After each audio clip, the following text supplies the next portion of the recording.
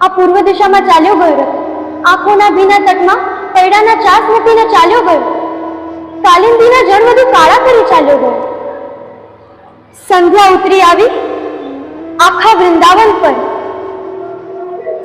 ઉગમણી દિશા જા થમણી કેમ થયો બેરી,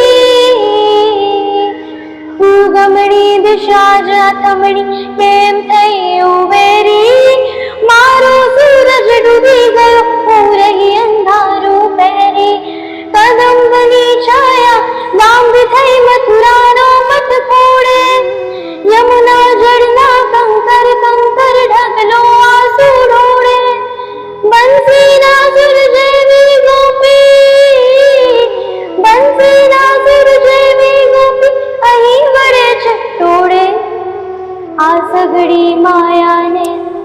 ગોપા ગયો ખંખેરી, તું ઊભી કરી ત્યાં શાની માયા? વૃંદાવન તો હતો ધૂળનો પ્રસ્થાન, તેમાં ચંદનની સુવાસ શાને ભરી? ગોવર્ધન તો હતો પાશાનો ઢગ, તેમાં કલ્પવૃક્ષોની રંગોળી કેમ કરી? યમુના તો હતી કેવળ પાણી, કેમ કરી તેને મહારાણી? વૃંદાવનની રાતો હતી સમયના ખંડ માધવ, તે દરેક રાતને બનાવી એક એક ભવ.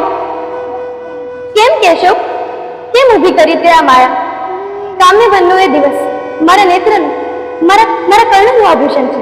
જ્યારે લપસી હતી હું આ માયામાં સર્વે પ્રથમ વાર. જોયો હતો તને આવતા, મુક્ત બની જોયો હતો. તું આવ્યો, વંડી કૂદી છજ્જા ઉપર હિંચકાને છાપરા ઉપર ચડી ગયો, નડિયા સરકાવ્યા ઉતરવા મારા જ ઘરના રસોડામાં. હું મૂર્તિ બની જોતી રહી.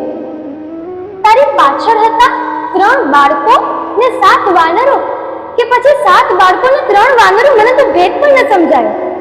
મારા જીવમાં ઉપજ્યો થોડો ક્રોધ, થોડો ભય અને અનર્ગળ આકર્ષણ. મેં બૂમ પાડી, એ કોણ છે? મારો સ્વર સાંભળી તે મારી દિશામાં જોયું, મરક્યો. જાણે મારા જન્મના ક્લેશ હરી લીધા. પણ હું ન સમજી એ લીલા. મેં કહ્યું ઉતર, નીચે ઉતર. તે કહ્યું નીચે ઉતરે તે ધારા, તું તો રાધા ને, તો આ ઉપર. અને છતમાં કરેલા છીંડાથી ઉતરી ગયો મારા જ ઘરના રસોડામાં. ગુજ્જર રાજ ભાનુના ઘરમાં આમ પ્રવેશવાનો સાહસ. હું દોડી, મેં કહ્યું માં જો માં, ઘરમાં ચોર ઘૂસી આવ્યા છે માં. માં પણ આવી દોડતી અને રસોડાના દ્વાર પ્રવેશતા હું ઊભી રહી ગઈ. માં તને જોઈને હસી પડી અને કહ્યું ક્યાં રે જસોદા કો નંદન, કાહે ચુરાવત હમારા માખન? તે કહ્યું કીર્તિદા મૈયા, મેં કાં ચુરાવત હું, મેં તો ખાવત હું. અને એમ કહી આખો પેન મોઢામાં નાખી લીધો, જાણે મારા જન્મને સ્વીકારી લીધો હતો. હું તો તનમાંથી નીકળીને ઊભી છું બહાર, પડ્યો ભૂમિ પર દેહ, મારા શ્વાસમાં કઈ અજવાળું જળહર અપાર, મળ્યો એવો આ સ્નેહ. એ દેહનો ભાર ઉપાડી સવારથી સાંજની યાત્રા કરતી હું રોજ. એ જાશે કે રાત્રે પ્રકાશ પથરાશે, તારી વેણુનો અવાજ સંભળાશે અને વૃંદાવન થઈ જશે નંદનવન, આનંદ સાનંદ. આછા પાછા મેઘ જીના સાથે ગર્જના કરશે, અસમય જાગેલા મોર ટંકાઓની દીપ માર કરશે, અને તું ગૌરી ધેનુના ટેકે દોડ પગે ઊભી ને વાંસળી વગાડીશ. તારી સુરગંગાના સીધરો જેવા અવાજમાં હું મન મુક્ત થઈને નાચીશ. પણ એક દિવસ આવ્યો પેલો યદુવત, અંધક, અક્રૂર.